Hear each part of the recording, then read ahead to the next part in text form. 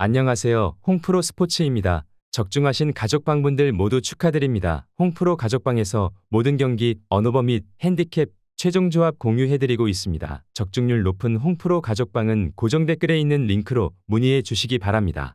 10월 15일 유럽 네이션스 리그 5경기 분석 시작하겠습니다. 첫 번째로 벨기에 대 프랑스 경기 알아보겠습니다. 먼저 벨기에는 이태리 원정에서 아쉬운 무승부에 그쳤다. 전반 선제 2골을 허용했지만 상대의 퇴장 이후 생긴 수적 열세를 이용해 동점까지 만들었는데 결승골이 나오지 않았다. 트로사르의 골이 나온 이후 경기를 지배했지만 루케바키오와 논지 등 교체로 들어온 선수들이 부진했다. 그래도 데브라이너와 루카쿠 등이 빠진 선수단임을 감안하면 나쁜 결과는 아니라고 본다. 이어서 프랑스는 이번 대회 첫 경기에서 이태리에 패했다. 그러나 연승에 성공하며 조 1위인 이태리의 승점 1점 차로 따라붙었다. 음바페가 부상 여파로 차출되지 않은 10월인데 이스라엘 상대로 4골을 넣었고 은쿤쿠와 바르콜라 등이 골맛을 봤다. 튀랑과 포파나 등이 휴식을 취했지만 콜로 무아니와 카마빙가가 공백을 메웠고 올리세는 왜 미넨이 본인을 선택했는지를 경기력으로 증명 중인 모습이다. 프랑스의 원정 일정이긴 하지만 전력의 우위를 확실하게 가져갈 수 있다. 특히 카마빙가와 초우아메니 등 레알 듀오가 나설 중원이 경기를 주도할 수 있기에 분위기를 내주지 않을 수 있을 것이다. 튀랑과 덤벨레, 올리세의 쓰리톱이 홈팀 수비를 몰아칠 프랑스가 3연승에 성공할 것이다. 프랑스 승리를 추천합니다. 두 번째로 독일 대 네덜란드 경기 알아보겠습니다. 먼저 독일은 보스니아 원정에서 승리하고 단독 1위로 뛰어올랐다. 네덜란드 상대로 골득실에서 앞선 1위로 9월 일정을 마쳤는데 승점 2점 차를 냈다. 슈투트가르트의 주전 스트라이커인 운다브가 선발 공격수로 나섰는데 멀티골을 터뜨렸고 클레인디엔스트는 제공권 장악으로 기여했다. 베테랑 볼란치 듀오인 안드리히와 그로스의 경기력도 안정적이었기에 조 1위를 노리고 있는 상황이다. 이어서 네덜란드는 헝가리 원정에서 경기 내내 상대를 압도했지만 원하는 승점 3점을 따내지 못했다. 둠프리스의 골이 나왔고 저크즈와 시몬스 등이 공격을 주도했는데 추가골이 안 나왔다. 게다가 팀의 주장이자 수비진의 핵인 반 다이크가 퇴장당하며 이 경기에 결장하는 악재도 생겼다. 드브리와 데 리으트가 선발 센터백 듀오로 나서 독일과 맞서야 하는 상황이다. 네덜란드는 시몬스와 각포, 저크즈의 쓰리톱이 매우 위력적으로 홈에서 독일 상대로도 좋은 경기를 했었다. 그러나 이 경기는 원정이고 반 다이크가 없다는 부담이 크다. 안드리히의 수비 지원 아래 비르츠와 그나브리가 측면과 중원을 오가며 기회를 만들 수 있을 독일이 승리할 것이다. 독일 승리를 추천합니다.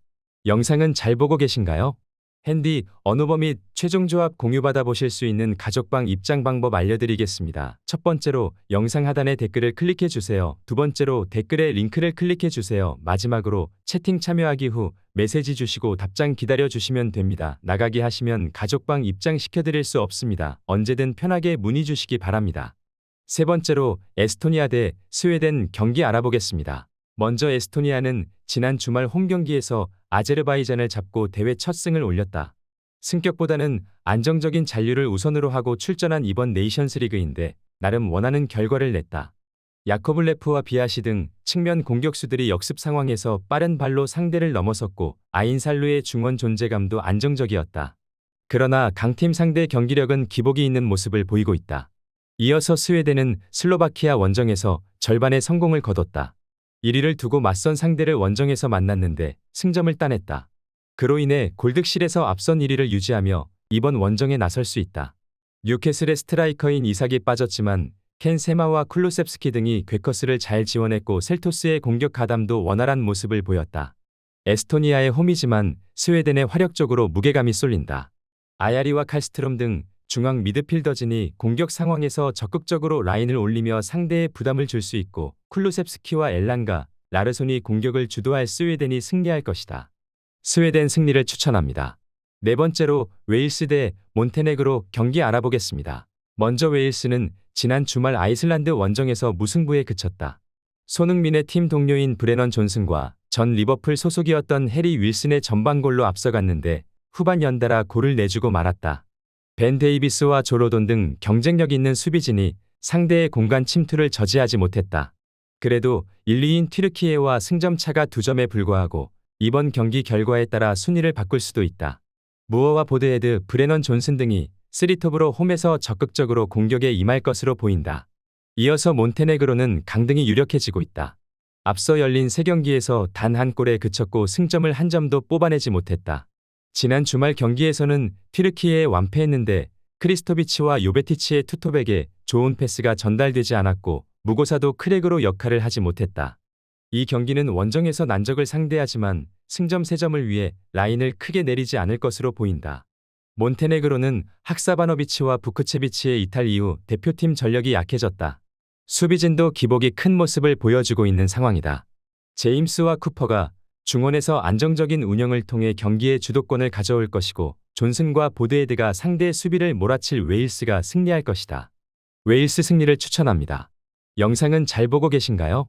핸디, 언어버 및 최종 조합 공유받아 보실 수 있는 가족방 입장 방법 알려드리겠습니다. 첫 번째로 영상 하단의 댓글을 클릭해 주세요. 두 번째로 댓글에 링크를 클릭해 주세요. 마지막으로 채팅 참여하기 후 메시지 주시고 답장 기다려 주시면 됩니다. 나가기 하시면 가족방 입장시켜 드릴 수 없습니다. 언제든 편하게 문의 주시기 바랍니다. 다섯 번째로 보스니아 대 헝가리 경기 알아보겠습니다. 먼저 보스니아는 지난 주말 홈경기에서 독일 상대로 선전했다. 30대 후반의 나이에도 여전히 킬러 본능을 뽐내는 에딘 제코의 골이 나왔고 여러 차례 기회를 만들었다. 그러나 결정적인 골이 나오지 않으며 승점을 추가하는 데 실패했다.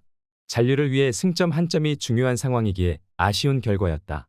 그래도 원정에서 무승부를 기록했던 할만한 상대 헝가리를 만나기에 이 경기에서 분위기 전환을 노릴만 할 것으로 보인다. 이어서 헝가리는 네덜란드 상대로 승점 한 점을 따냈다.